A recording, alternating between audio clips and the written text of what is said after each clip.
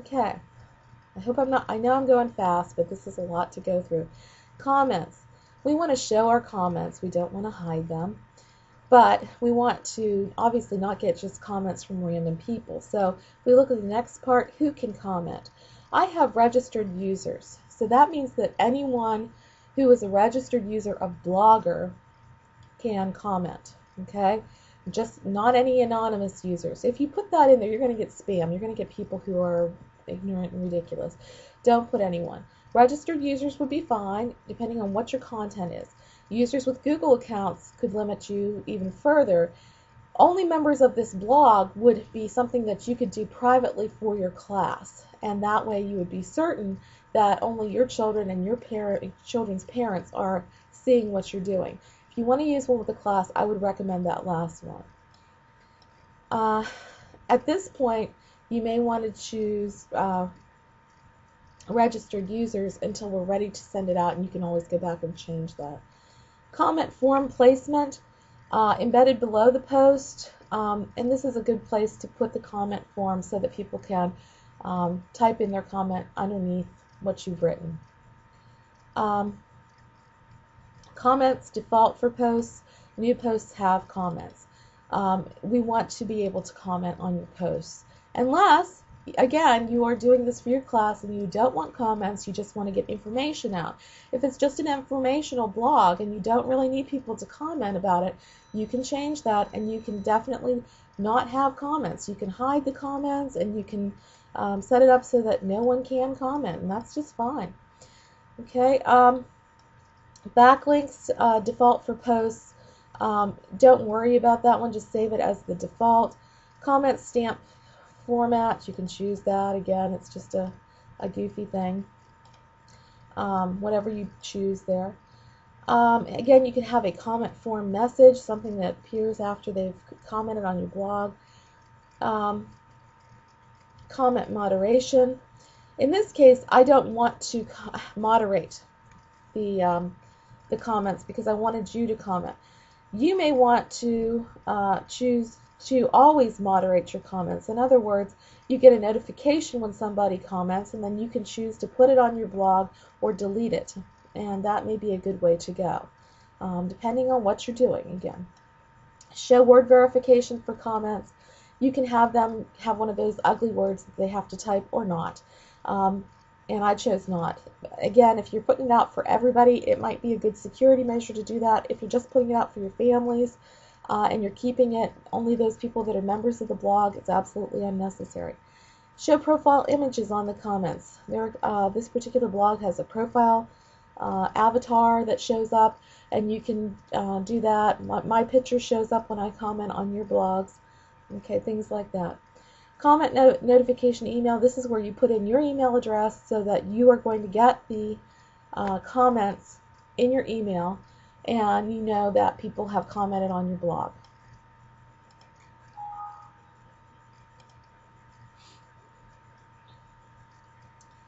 Okay, obviously I should have probably saved that, but it just changed that date and I changed it back, so not a problem there.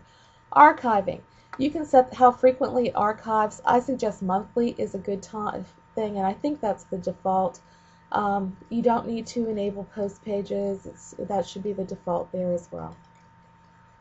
And I think as we move along here, we're going to see the majority of this is already set up, and we're just going to do the defaults. Allow blog feeds. You can syndicate the feed or not. If you don't want to syndicate your feed, in other words, you don't want people to, how do I explain this?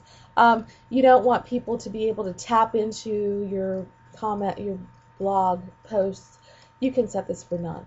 And again, if you're doing it just for your families, you may want to set it to none.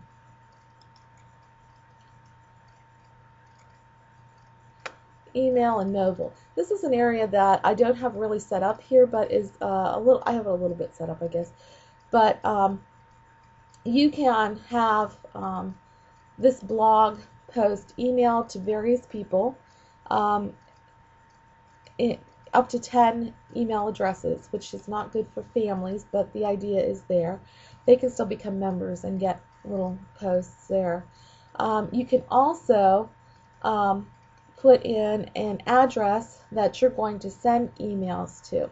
So if I got into my email program and addressed an email to this address, okay, that's down here, alblaisdell1.21st@blogger.com, then I would be able to just type the information into my email that I want to post on the blog, and it will come up on the blog as a post.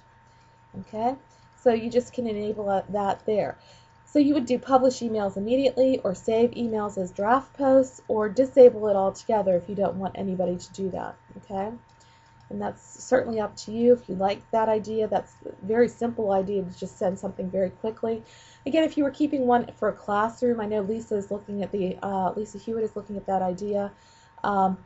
You could actually just at the end of the day send a quick email up to your blog and it would show up, which that would be a very handy thing. OpenID is just how people are allowed to comment on the blog.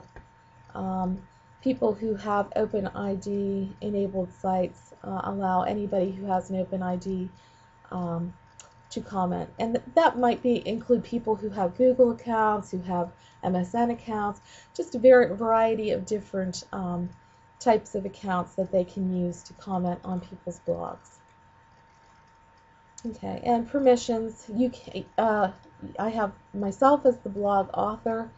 You can add other authors, so you could actually have kids working together on a blog, and they could set up an account and have 2 or 3 authors to one particular blog. And then who can view this blog? Anybody, or only people I choose, or only blog authors. You can set that up. You can set up a variety of things there.